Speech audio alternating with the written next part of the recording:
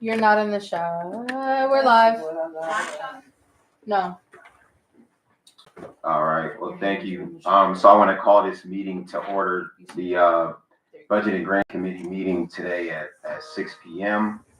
The first thing I'm gonna do is call the meeting to order, and then I'll go ahead and do the roll call. So it's just us two. So I'm here, Commissioner Mosin, and Commissioner Miller. Present. All right. So we'll get started here. So I'll read the meeting protocol. So this meeting of the Cleveland Community Police Commission is a lawful meeting under section 60504 of the Codified Ordinances. No person with purpose to prevent or disrupt the lawful meeting shall do any act which obstructs or interferes with the due conduct of such meeting.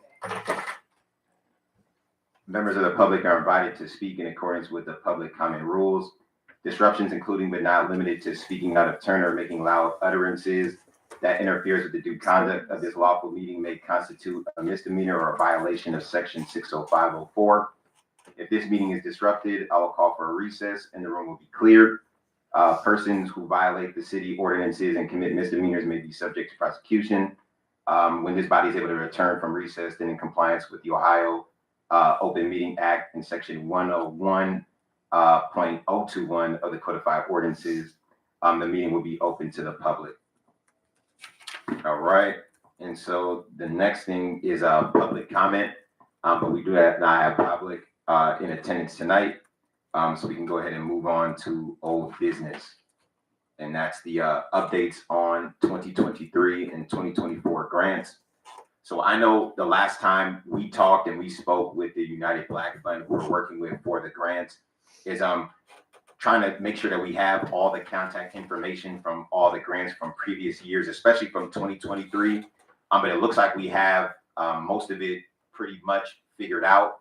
But just in case, if someone has difficulty reaching out to us, then they can reach out to the email, the clepcc@clevelandohio.gov, and then we can get that situated for the grants to make sure any grantees who have funds awarded, make sure that that happens.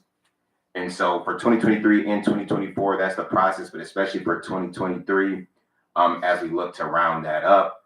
But hopefully we can do that here shortly and definitely before 2026 for the 2023-2024 grants, because, so that's it for old business. But wanted to make sure if there was any questions or anything for that. We're just still in the process. Okay. All right. The next thing we have is a new business, and that's the preliminary budget for 2026. The main thing for us and for the Cleveland Police Commission budget is it's pretty much going to stay the same. There'll be a slight increase, I believe about 2.5% due to the consumer price index. So it will go up due to that, or due to inflation or any of those type of things. So it will go up for that reason. So it's pretty much the same amount for 2026 as for 2025.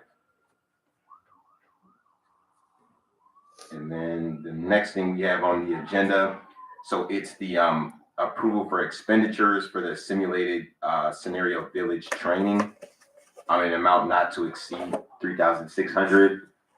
So I want to pass it to Commissioner Miller if you wanted to, if there's anything you wanted to explain additionally or anything you want to say to that. We are waiting. That's it. Got you. And then from here, we can just do the motion, right? Oh, you're talking. Yeah, we can just do the motion, right? Okay. All right, so I can go ahead and put the motion forward to approve the expenditures for the simulated scenario village training in the amount not to exceed $3,600. So for that vote, I say aye. And then Commissioner Miller. Do I just second it? Oh. I second that motion. Oh yeah, I'm sorry. And then that's all we need, right? Now, And then now we vote. So I vote yes. yes, of course. All right, so then that passes then. And then you see it. And then for the simulated scenario village training, I did go to one of the trainings a couple months back. And it was a great experience kind of going through certain scenarios that police have to go into. So it started with, it was a scenario where it was like an easy setting, where it was like a easy scenario where you kind of had to figure out what was going on, assess the situation, and then go from there. But there were also other difficult trainings that we had to do and go through that whole process. And yeah, so we, yeah, so it was a unique experience, and there was also virtual reality. So there's a lot of different parts that go into it, and so it definitely was a unique experience. So this is for all of us as commissioners to be able to go out there and then take part in that training. And so the next thing that we have on the agenda is the 2025 grant discussion, and this one I kind of just want to keep open as we figure out, for 2025, what type of things do we want to look for, make things better, compared to, the 2023, 2024, to either streamline the process and just make it, a smoother situation. I just want to open that up, just as open discussion. Okay, yes, we definitely need to come up with a streamlined process, and I also want to see, basically come up with some guidelines. It seems like the same grantees are receiving the grants, maybe we could put some type of stipulation, to give other people in the community a chance. And I wanted to discuss, since this is discussion, about starter businesses, and can they actually apply for the grant as well? Because if it's like a reimbursement thing, I don't think that our community, a lot of our patrons and business in the community can put that money up front. So I wanted to discuss those guidelines if possible, going from there. Thank you for sharing that, because right now it's set up as a reimbursement situation, but that is a good idea to see if maybe we can like split it where there's parts of reimbursement, or if there's a way that some people who are trying to start out could, get their more so idea off the ground. But I know we have to look at the details for that, and I can, pass it to you. To the chair, if organizations, I think that Commissioner Miller is talking about, that we have funded organizations like that. I think what we've learned from the first few years is that they would have to apply for a hardship. So we have several grantees that have hardship. I don't know if it's called a hardship contract or whatever, but I know it's a hardship. They fill out a form, and what happens in that scenario is that they will be given a certain amount of funds. So I think we had a grantee the first year that had like 30,000, and so she got like lumps of the money. So she had to do like a separate budget, and then she basically identify like what she needed for her startup funds and what she would be spending it on, and then they would give her that. But the way that the hardship would work is that before you can get your next installment, you have to submit all your receipts from the money that you spent. So that is possible. We're doing that with some grantees, so that's definitely possible. They usually break it up in 2 to 3 Yeah. installments. Coach Isaiah said they usually break it up into 2 or 3 installments. But yeah, that's definitely something that can work for organizations. But what we've learned is that I think we're getting better at this, and UBF is getting better, is that initially a lot of grantees have been missing that, and so they've been going through the process, and then they see the reimbursement, and they're like, I don't have the funds. So I think we're getting better at letting them know that option is available sooner, because I think we kind of was learning too, but they can do that, but we should probably know. I think UBF is doing a better job of identifying if they need that earlier. I have another question for you, if that's okay, through the chair. What about checks and balances? Where's the receipts going, and making sure that the money is spent wisely? Who's in charge of the checks and balances of the grants? I mean, I think to the commissioner, through the chair, I believe that there is a list out of things that they can and cannot spend the funds on, and then within those guidelines, the expectation is that as long as whatever they spend is within the guidelines that are that they are allowed to spend funds on, they just simply have to keep the receipts and submit them. I believe they submit them to the CPC, and then usually the CPC then has a process of working At what point, Well, every that's 6 it. months they submit them, like just a time frame? I think it's whenever they're done with that installment of funds. Okay. So my understanding, and I don't know if it's changed, but I know with the first year grantees that they were not going to disperse a new installment of funds until the first installment was accounted for. Thank you. Actually, the other thing, I know we discussed a little bit about it way back as far as for the previous grantees, especially 2024, there were a lot. Every organization got different. They were rewarded different amounts. So for 2025, what do you feel like as far as should it still be that way, depending on the size of the organization or things like that, or also what comes to mind is should they all be the same award to make things even in that way or type of thing? It's definitely worth on the mission that they're trying to accomplish can set the amount of the, the grant. Gotcha. And then another I'm thing, sorry, how you feel?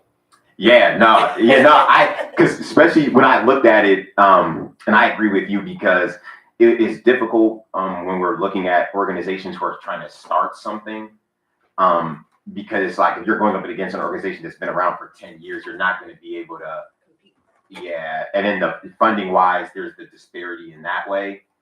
So I was at this point, I was leaning to it being a similar amount per organization, just to even that field. And then also in that way of, like you mentioned, the way to make sure that, new applicants get an opportunity, which is definitely something that we want to do. Other things too, for the grants would just be, or just as far as community engagement as well as, things that we can do, as a commission as far as community, not more so event wise, but if it is possible, and I'll open that to you as well, things that we can do, in the community, as well for us, as the grantees are doing great work, I'm in the community also. So I'm not sure if there's anything that comes to mind for anything like that. Not really off the top of my head. I think the best thing to probably do would be to get out into community meetings and kind of let people know. We kind of, struggled with some of this in the beginning because we were trying to figure out, exactly what the intent behind the grants program was from the founders, for the the writers of the charter.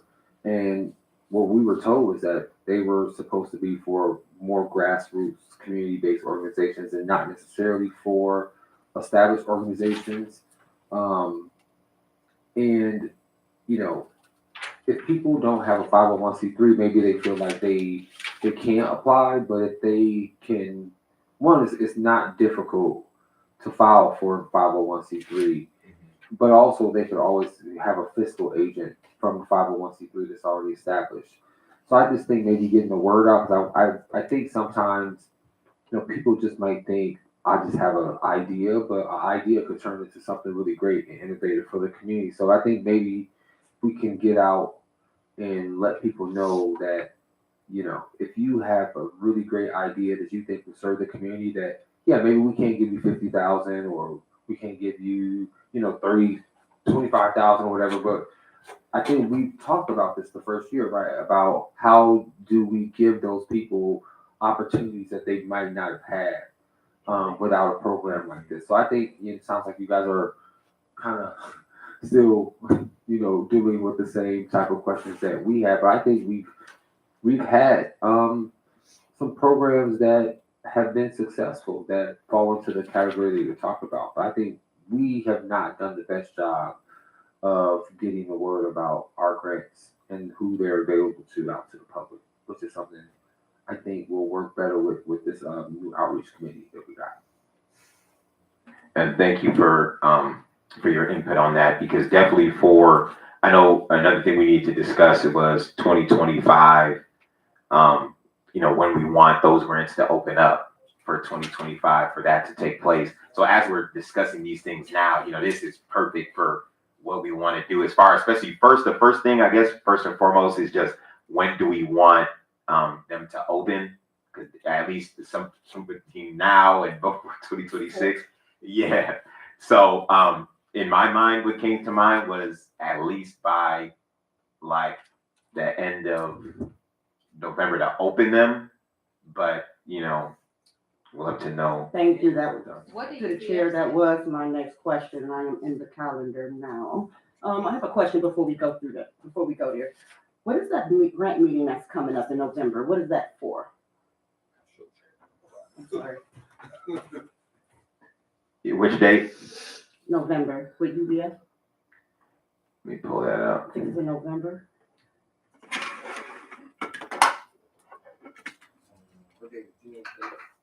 No, Oh, I see it. I just Yeah. saw November. Oh, yeah. I think that was sent out today. So I think that meeting was supposed to be set up for, I ain't set it up, but it's for discussing the 2025 when, how we want that to look like. So it, at least in my mind, would be like, as far as opening it, potentially maybe the end of November to open it. But, it's kind of hard just because it's the whole, it's the whole holiday time period. And then how long you want to, leave it open for. There's a lot of different things that we got to look at. To the chair. Yeah. If the committee does want to meet with UBF and talk about these things at an open meeting, that would be great. I think that the meeting that's proposed for November 13th could be converted to an open meeting if Commissioner Miller would like to attend, since that would be a quorum of the committee. So in that scenario, I would encourage you to invite UBF to a meeting so that they could sit down at the table and you guys could really hash this out and discuss it. Yeah. Thank you. I'm looking at the 13th. What date is that? Thursday. Yep. I should be able to be here. Okay, that would be a good idea to discuss it in person. So I think right now it's set up as a proposed meeting, but if that date and time works for you, I know I gotta check. Let's do it. Okay. It would have to be in person, I guess here at the offices or on some other location, open to the public. That's the only caveat. Got you. Thank you for that. So it would be for that. So for us, in that meeting, we look to have it, then we can discuss how feasible it is Mhm. for them to open it up, the 2025 grants, as soon as they're able to do that. So we can work together with them for that. And it probably would be best if we do it in person so that all of us can be there to discuss that. Just thinking about it, the only day that Rodriguez can't do is Monday. I would Okay. like to include her as well. Got you. No, I was asking, is that the only day she can't do is Monday? Oh, it's only day. Oh, I'm not sure. Oh, she just Yeah, said she can't do yeah, that. just Okay. not, yeah. So we can follow up with her for the best date. If not, we'll still with our quorum. Yeah. Okay, And then sounds like a plan. cool. And then for 2025 grants, was there any other questions you might have? I think the real discussion will come on November 13th when we're with UBF to make sure everything aligns, its goal with deadlines, the expectations, our new, if we want to streamline differently, I think that would be the place to do it. Yeah. Got you. I like that. Yep. So in that conversation, we'll see what we can do. So what we discussed, in that way, as far as we talked about grassroots organizations, if they don't have the funds, there is that hardship assistance that's available. We'll be looking in 2025, right, to see what we can do differently this time to assist with grassroots organizations, making sure that they get funding, and then kind of hash out what is like the amounts that people get. What is that supposed to look? So yeah, so figuring that whole thing out. One more thing, I think we Yeah. can ask Jocelyn too, to maybe a creative way of saying, what he was saying, if anyone have anything innovative to do in the community, you don't think your idea is too small, we want to hear it, or you know what I'm saying, this is how you can get a 501c3, just let them know, Yeah. Is that okay? So to the chair, I don't know, this just popped in my head. We have to look into it to make sure that it's legal.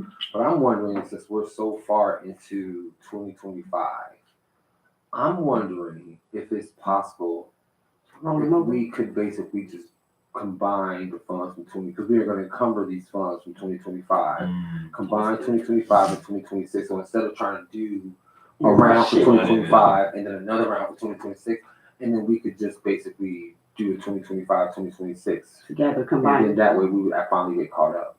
I was thinking I don't know about if that, that's but I didn't legal. know if it was. I don't know if we can do that, but I don't see why We'll we check could. with the law department. Okay. Yeah. I don't know. I don't see why we couldn't do it, but there's Yeah. always, it's government money. It's, I don't know. It's always so many what's the stipulations, I So get it. we have to look into it, but if we could do that. And then I that have the way- same, like thing, like, just because this is a short amount of time. And we're gonna keep repeating the same cycle Yeah. because we're so late in the game, so I love the idea. Then we That's get good caught point. up, and then that would be like really significant impact with that amount going into the community. Question, for the 2025, would they can still get theirs before the 2026 if they had something in place by December? No, it would be combined for 2026. So 2 years, basically, okay. I Yeah. see. I see. 'Cause And then it'd be a bigger pot, right? Yeah, it would be double. so you could either award larger grants, which I think would be a good opportunity to collaborate with city council, Mhm. and, or you could just give out more smaller grants. I mean, I think at some point, I'm sorry, to the chair, we've been giving out 50 and under, and, we want to kind of get our feet wet, but I do think it's at some point, we do have to award the larger grants, and like Sharina said, we should, give us an opportunity to work with council, on that, and we've got some models here, like, of organizations that give out, more funds than what we've been giving out. I don't know if this thing is something to consider. It could get us caught up.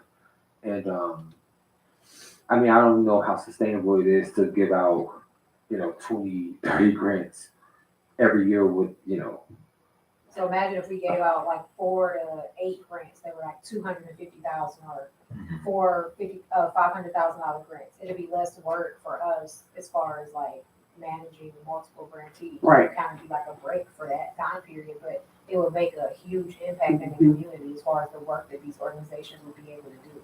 We just need to see if it can be done. And so, just in case, the committee doesn't know, the threshold, the threshold for council approval, I believe, is 50K. And so if an award is provided higher than 50K or higher, it would go through council. And so I think that's sort of where the council comes in. And, it would be great to sort of start that relationship with council. But at that point, given that city council is involved, there may be sort of more questioning or more a higher standard or something, or a higher burden that council might require to move it forward that the commission might not necessarily require. So that's food for thought. So are you saying with the city council will basically assist with those at the 50,000 threshold, and then up under, maybe UBF can help us manage those? I think that's a great idea. And, I'm sure UBF sort of has experience with council, be it this council or council within the Metro Cleveland area, and sort of managing grants above 50K. Contact the law department, let's do it. Yeah, see what They we can can either do. tell us yes or no, and then we'll know how to proceed. And maybe we'll have this information before November 13th, so we can know how to proceed forward in that meeting. I wonder, through the chair, I'm wondering if we ask them, will we be asking for the legal opinion, right? Or if that would be lawful? Is that what we'd be asking? them? How will we Yeah. take this It to wouldn't them? need to be a formal opinion. If It's it's like in a, line with the charter? it's like a budgetary question. So I don't even know. So I think the sort of first question would be, can you combine the pot of money from 2025 and 2026? Which I don't think that that's technically a legal question. I think that's more of a finance question. But so long as the funds are encumbered, I don't think there's any issue with that.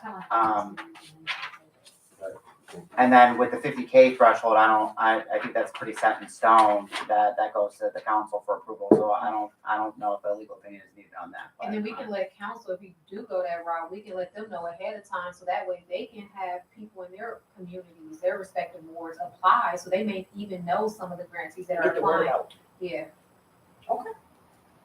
So through the chair. So how do we, again, who do we check with to see if it's Let's- feasible? We're gonna talk to law and finance. Finance, just to Yeah. cross our T's and dot our I's. Okay. Yeah. Got I it. think if you just put both of them in like an email, you probably would get the response. Appreciate it, sorry. No, got you. Got you. I appreciate that. And then also too, I like that making sure that when we get this situated, making sure that we have general correspondence that we get out as much as we can so that people know when the grants are opening, when they close, and then they'll also know, right, the details of like, if they can apply, even if they don't have the 501(c)(3) or, just having the general guidelines and information just so that people know ahead of time. I like that idea. Maybe we can have like a Q&A answer sheet, like general, and then have a response, Uh-huh. I also, to the chair, I'm wondering, I think I like Commissioner Coleman's idea of a citizen's guide for the evidentiary hearings manual. Maybe we do something very similar, or maybe we just call it a citizen's guide to the CPC grants, and it can have all the information that you're talking about. And if we create something like that, then that would also be something that you could put on flyers, on Yeah. bulletin boards, you can post it, have something like in the library. But maybe we think about doing something similar to what she's doing with the hearings manual. think about it. I still like the simple questions and answers as Right. well. Like But that. I don't have a 501(c)(3), And then- right? Exactly, and then, so Don't they'll worry, know, right? exactly, If you would like to create one, go here. But exactly. if not, here, find a fiscal agent. What's a fiscal agent? A Right. fiscal agent is blah, blah, blah, Just blah, blah, typical- right? Let's break it Just kind of down walk for it down them. through it, like as an average person, what would their next question be? I Right, agree. right. I like the idea, James. And what about like a little, all the tech stuff, you could do like a little cartoon or, dare I say AI, but I feel like there's enough technology out there that you could make something a little interactive. Not really interactive, but you know what I mean, like a complimentary video where it's like characters talking to each other. So, And we can give that to our staff, because yeah, I can do that. I have a lot going on.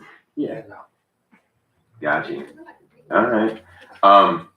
So does anyone have any other questions or anything that they wanted to add? I think this was a short but productive meeting.